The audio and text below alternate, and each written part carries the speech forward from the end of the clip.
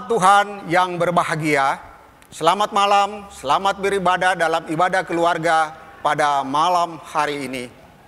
Kiranya ibadah ini berkenan di hadapan Tuhan dan menjadi berkat bagi kita semua. Pelayan firman dalam ibadah ini adalah Pendeta Nyonya Wasti I.S. Utosia Magani. Mari berdiri untuk menghadap Tuhan dan menyembahnya serta memuliakan namanya karena kasih setianya besar atas kita.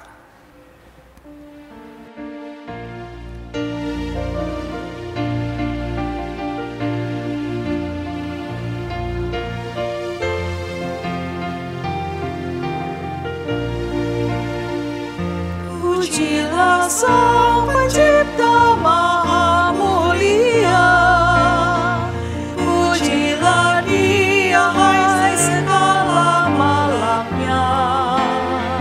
Keagungannya mengatasi semesta, segala yang tercipta puji namanya.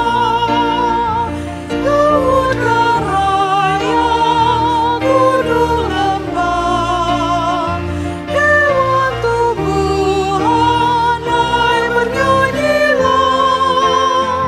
Pujilah Sang Pencipta Maha Mulia, pujilah Dia hai segala malangnya. Keagungannya mengatasi semesta, segala yang tercipta puji namanya. Jemaat Tuhan, mari berdoa untuk membuka ibadah kita pada saat ini. Kita berdoa. Ya Tuhan Allah, Bapa yang kami puji, sembah dan muliakan dalam Tuhan Yesus Kristus. Kami bersyukur karena dari hari ke hari dalam suka dan duka, Engkau selalu setia menjaga dan menolong kami.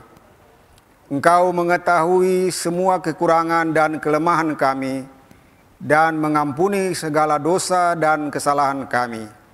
Kami bersyukur karena diberi kesempatan bersama keluarga kami untuk menghayati persekutuan dengan Tuhan dan sesama melalui nyanyian, doa, dan mendengarkan firman-Mu.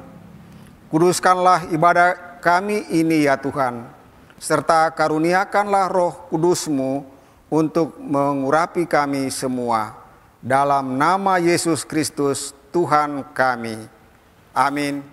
Mari berdiri untuk membacakan Mazmur yang terambil di dalam Mazmur pada pasalnya 145, ayatnya yang ke-8 hingga ayatnya yang ke-13, yang kita bacakan sebagaimana biasanya kita membacakan Mazmur.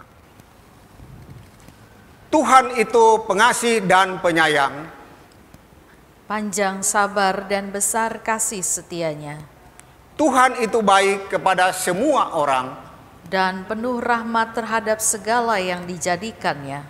segala yang kujadikan itu akan bersyukur kepadamu ya Tuhan. Dan orang-orang yang kau kasihi akan memuji Engkau. Mereka akan mengumumkan kemuliaan kerajaan-Mu Dan akan membicarakan keperkasaanmu. untuk memberitahukan keperkasaan-Mu kepada anak-anak manusia. Dan kemuliaan semara kerajaanmu. Kerajaan-Mu ialah kerajaan segala abad.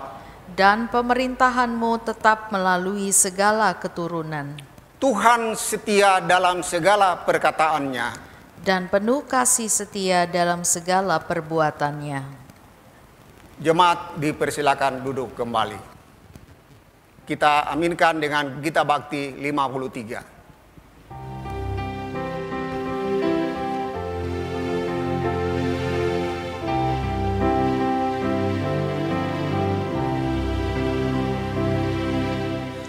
Inilah saatnya bagi kita mendengarkan firman Tuhan. Akan budimu kau Bukalah hatimu bagi firman-Nya. Mari berdoa, minta Roh Kudus menuntunmu.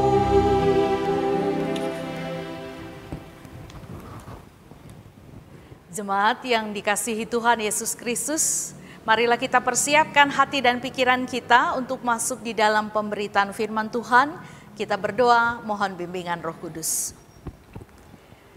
Ya Allah Bapa yang kami sapa dalam nama Tuhan Yesus Kristus, kami sungguh menaikkan syukur karena berkat dan kebaikan Tuhan yang terus kami nikmati hingga malam hari ini, ketika kami boleh duduk bersama dengan keluarga kami. Kami hendak mendengarkan suara Tuhan lewat pemberitaan firman-Mu. Maka kiranya karuniakan Roh Kudus-Mu yang akan menuntun kami di dalam pendengaran firman Tuhan itu, dan juga kami dimampukan untuk melakukan firman itu di dalam kehidupan sehari-hari. Oleh sebab itu ya Tuhan, biarlah Engkau mendiamkan semua suara yang ada dalam hati dan pikiran kami, kecuali hanya suara Tuhanlah yang kami dengarkan. Di dalam nama Tuhan Yesus Kristus kami berdoa. Amin. Jemaat, marilah berdiri untuk mendengar firman Tuhan yang dibacakan dari kitab Ibrani pasal 4 ayat 14 sampai dengan ayatnya yang ke-16 yang mengatakan, karena kita sekarang mempunyai imam besar agung yang telah melintasi semua langit, yaitu Yesus anak Allah. Baiklah kita teguh berpegang pada pengakuan iman kita. Sebab imam besar yang kita punya bukanlah imam besar yang tidak dapat turut merasakan kelemahan-kelemahan kita. Sebaliknya sama dengan kita, ia telah dicobai, hanya tidak berbuat dosa.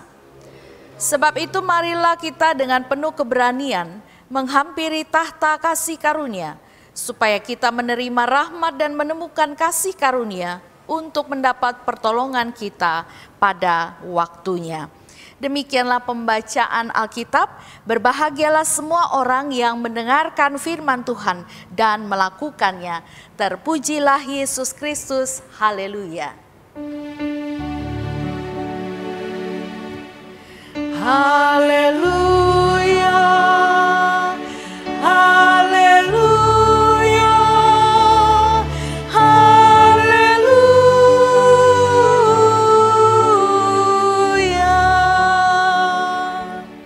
Jemaat disilahkan duduk.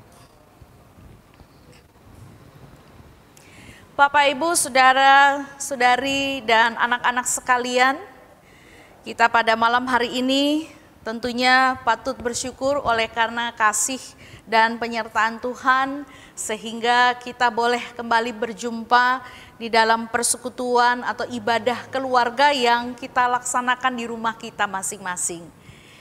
Malam hari ini firman Tuhan terambil dari Ibrani pasal 4 ayat 14 sampai dengan 16. Adalah merupakan bagian dari ayat-ayat sebelumnya, mulai dari ayatnya yang pertama sampai ayatnya yang ke-13. Kalau kita perhatikan dari ayat yang pertama sampai ayat yang ke-13, ini mengangkat tentang hari perhentian. Dan hari perhentian yang kita ketahui di dalam iman adalah di mana hari itu biasanya kita pahami dengan hari di mana Tuhan berjumpa dengan kita atau kita datang kepada Tuhan.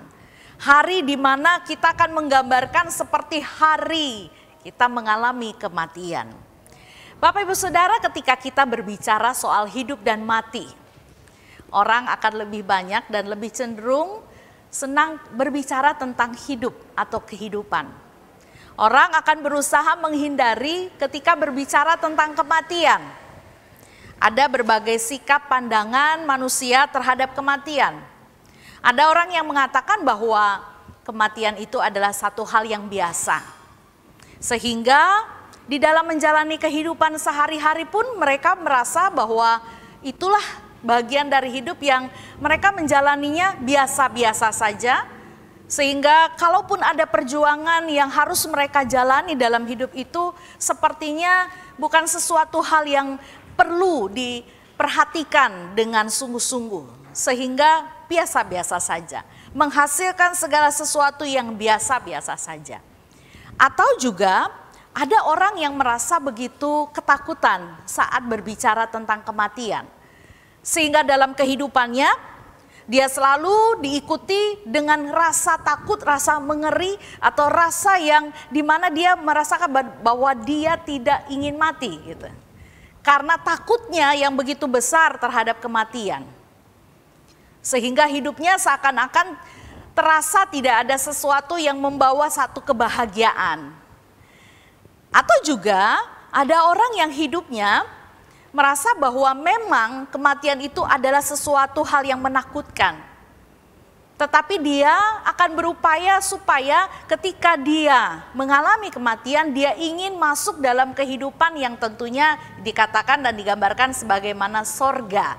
Nah, untuk sampai pada sorga itu, maka orang berpikir bahwa hidupnya harus melakukan kebaikan atau amal sebanyak-banyaknya supaya dia bisa masuk ke dalam sorga. Nah, Bapak Ibu Saudara, firman Tuhan malam hari ini hendak mengajarkan kepada kita bagaimanakah kita menyikapi atau kita menilai, melihat tentang hari perhentian itu. Bahwa sesungguhnya dikatakan di ayatnya yang ke-14 dalam Ibrani pasal 4 ini, karena kita sekarang mempunyai imam besar agung yang telah melintasi semua langit, yaitu Yesus anak Allah, baiklah kita teguh berpegang pada pengakuan iman kita. Ketika kita bicara tentang hari perhentian atau hari kematian, kita seperti gambaran tadi, ada yang merasa takut, bagaimana nanti kalau saya sudah mati. Tetapi firman Tuhan katakan bahwa kita yang telah hidup di dalam Kristus, sesungguhnya kita tidak perlu menghadapi baik itu hari perhentian ataupun hari kematian sebagai sesuatu hal yang penuh dengan kengerian atau satu hal yang menakutkan. Kenapa? Karena kita punya Tuhan Yesus. Tuhan Yesus yang digambarkan di sini sebagai imam besar agung. Bapak Ibu Saudara, dalam perjanjian lama, ketika umat Allah melakukan dosa, maka dia akan datang ya dan meminta pengampunan kepada Tuhan lewat seorang imam besar. Di awal dalam kehidupan bangsa Israel, imam besar itu adalah Harun. Di mana Harun ini yang akan masuk ke dalam ruang yang maha kudus. Dan dialah yang menjadi perantara untuk meminta pengampunan dosa atas apa yang dilakukan oleh umatnya. Dialah yang membawa persembahan atau korban sembelihan. Namun di dalam apa yang disampaikan oleh penulis Ibrani pasal 4 ayat 14 dikatakan bahwa imam besar kita adalah di dalam Yesus Kristus, disebut sebagai imam besar yang agung. Dia yang mengatasi dan melintasi langit. Artinya dia punya kekuasaan dan sangat berbeda dengan imam besar yang dilakukan atau yang ada pada masa perjanjian lama. Bahwa Yesus Kristus itu imam besar yang agung karena dialah Allah dan dialah yang kemudian menjadi korban penebusan dosa umat manusia. Kalau di dalam perjanjian lama seorang imam besar, dia juga manusia yang tentunya melakukan kesalahan dan dosa. Dan dia pun harus mempersembahkan korban sembelihan. Tetapi di dalam Yesus Kristus, dia disebut sebagai imam besar agung. Karena dia sebagai manusia, dia juga merasakan kelemahan-kelemahan kita sebagai manusia. Dia juga mengalami pencobaan-pencobaan.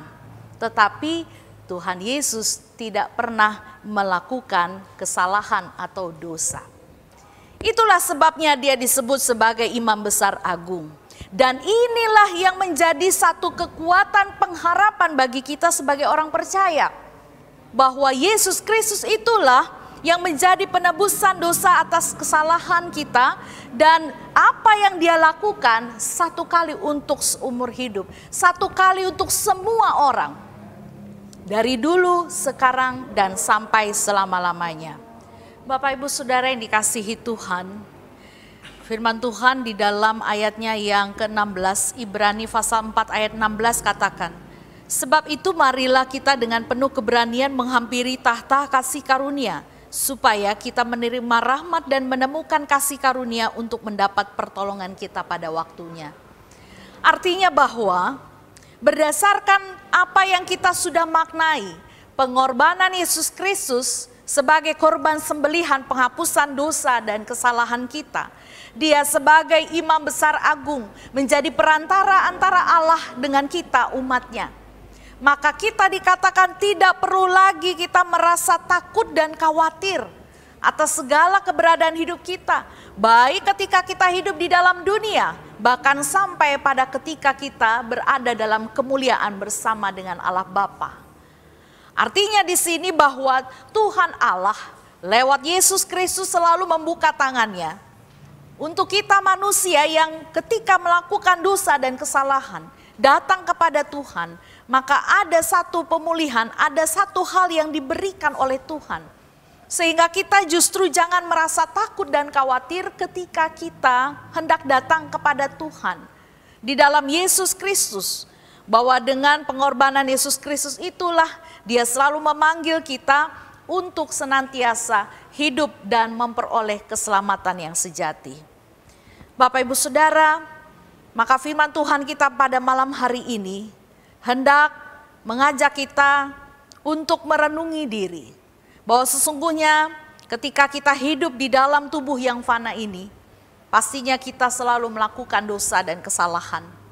Tetapi bukan berarti kemudian ketika kita berpikir Allah itu adalah Allah yang penuh kasih, Allah yang selalu mengampuni, sehingga kita meremehkan kasih karunia Tuhan.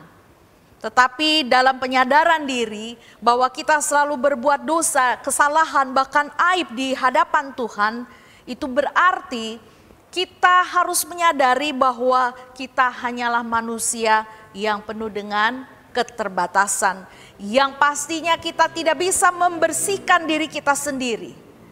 Sehingga pembersihan diri kita hanya lewat Yesus Kristus. Yesus Kristus itulah yang menjadi perantara kita dengan Tuhan. Hanya di dalam Yesus Kristuslah kita memperoleh kasih karunia Tuhan. Sehingga Bapak Ibu Saudara, kita tidak bisa hidup di luar Tuhan Yesus. Kita hanya bisa hidup di dalam Yesus Kristus. Karena di dalam Yesus Kristus itulah kita akan selalu memperoleh keselamatan yang sejati. Hal yang berikutnya diingatkan kepada kita sebagai umat Tuhan yang hidup di masa kini, hidup di zaman modern, hidup di masa kita berada dalam masa perjanjian baru. Artinya kita diingatkan bahwa kita harus memiliki dasar dan landasan dalam kehidupan kita.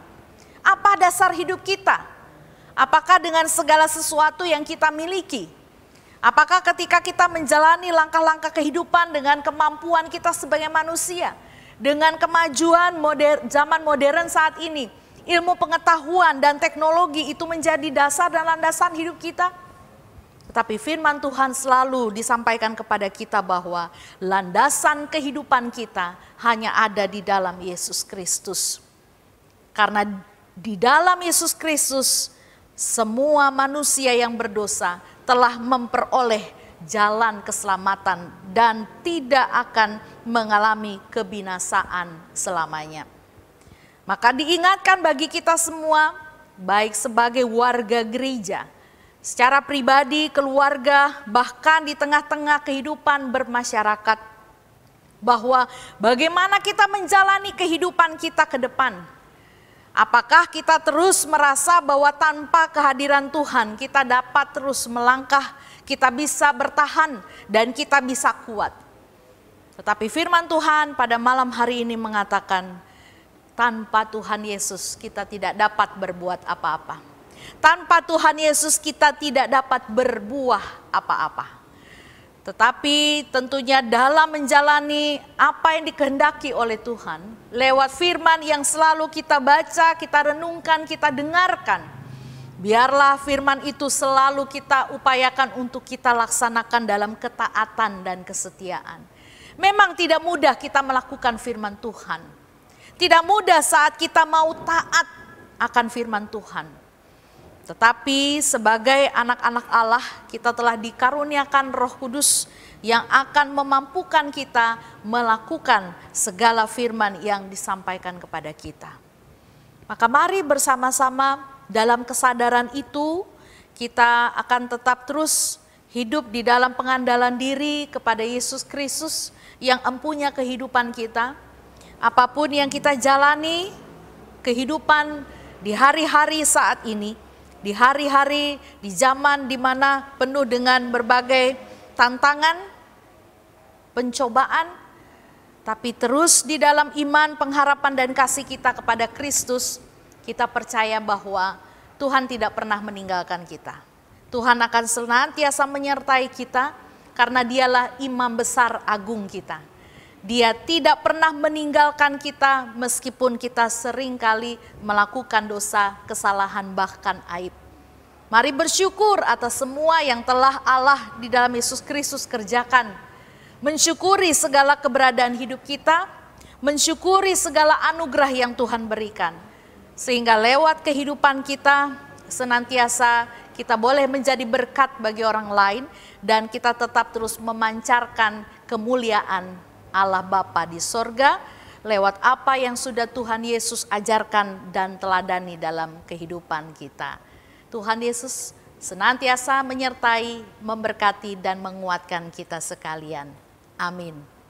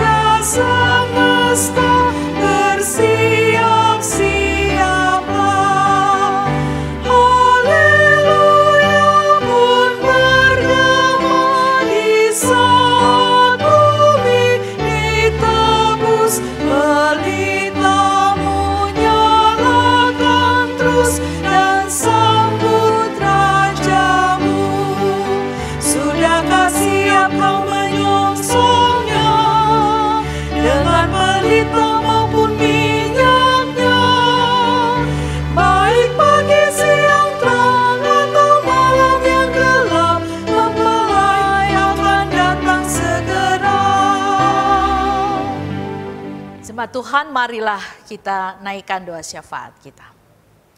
Ya Bapa, kuatkan kami agar kami tetap terus taat dan setia dalam memegang firman Tuhan dan melakukannya.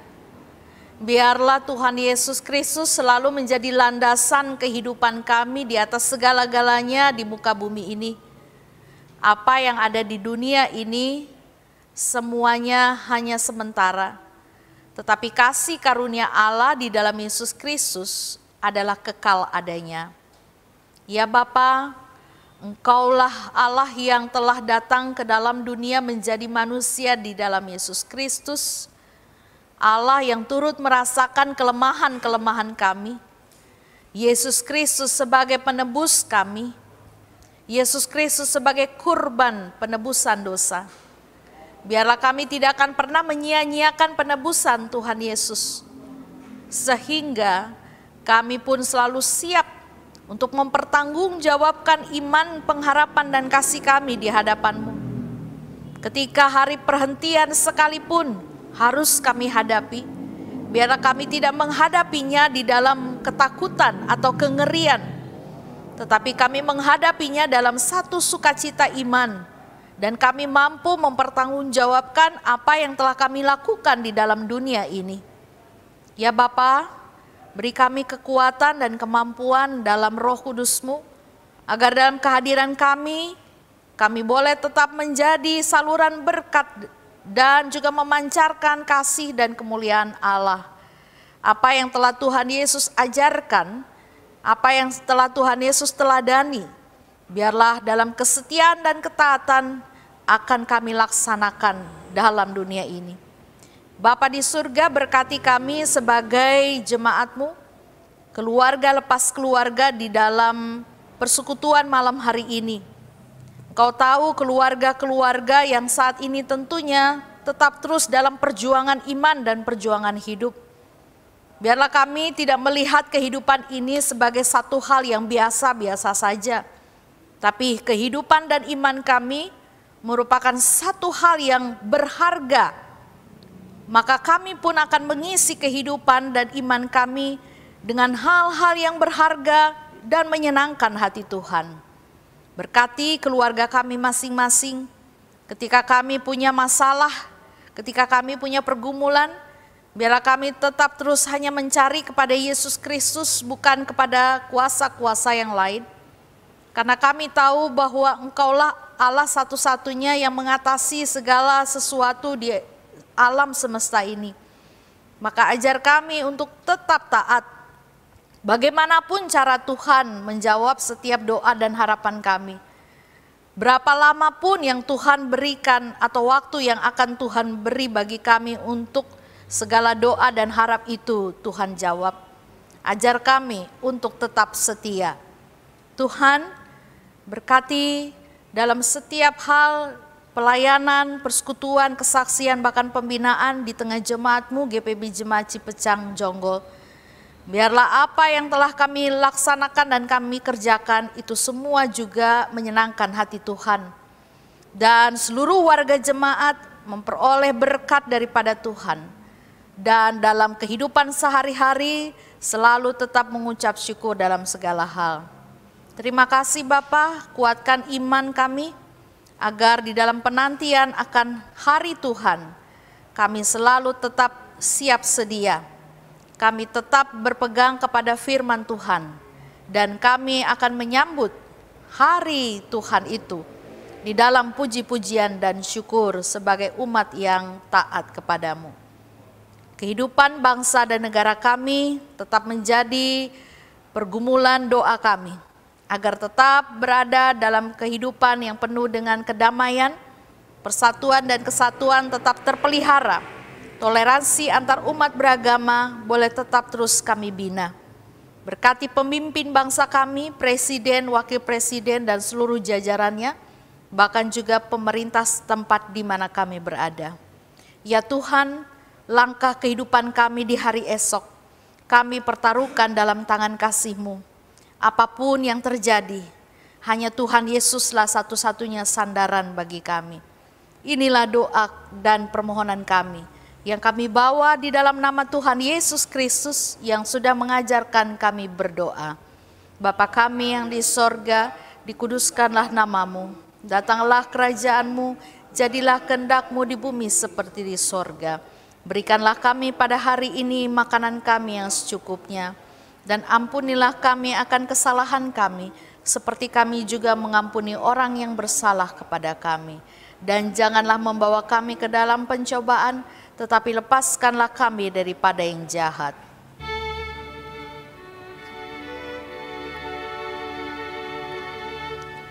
Karena Engkaulah yang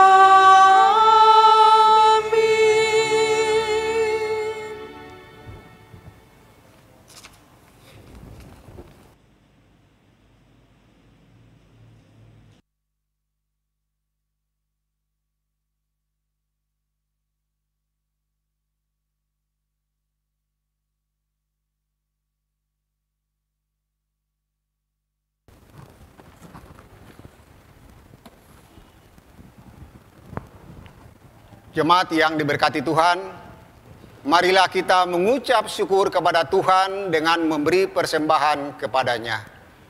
Dengarlah nats Alkitab yang terambil di dalam Mazmur 50 pada ayatnya yang ke-23 yang mengatakan, "Siapa yang mempersembahkan syukur sebagai korban, ia memuliakan aku.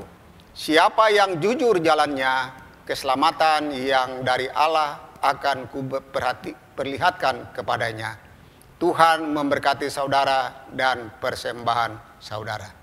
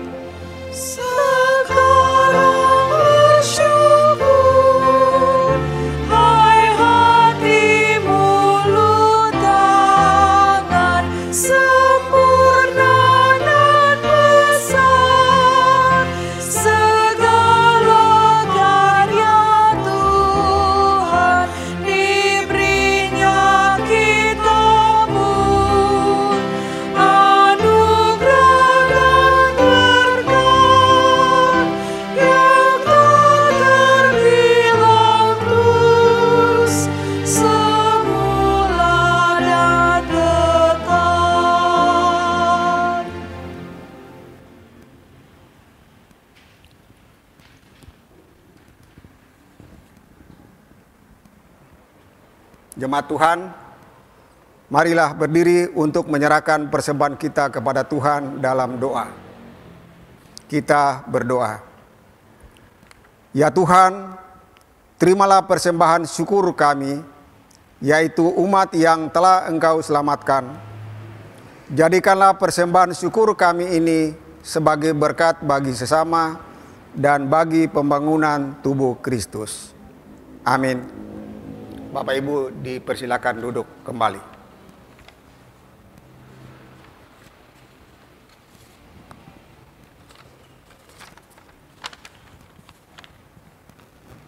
Jemaat yang diberkati Tuhan, marilah sejenak mendengarkan warta jemaat